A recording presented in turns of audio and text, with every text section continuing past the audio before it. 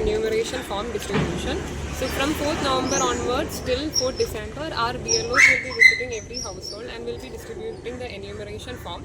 Now, enumeration form will be having some pre-filled information such as the name of the voter, then their EPIC ID, then the photograph.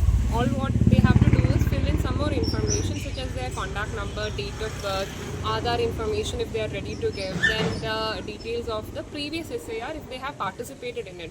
Now to get that information, our BLO will be helping them, otherwise our volunteers will be coming and helping.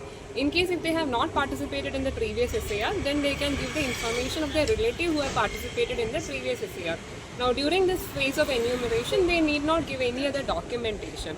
So within 1 month time, we will be collecting this enumeration form back from them, which is duly filled, and based on that, we will be taking a decision. Now, why we are doing this SAR? It is to ensure that our electoral roll is proper, correct, and it is having updated information.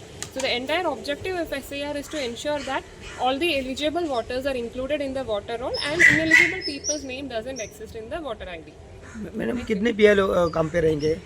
So all the BLOs will be helping. Are on the field to do this enumeration form distribution. Apart from the BLO, there are volunteers also appointed for each part to help the people in filling the form.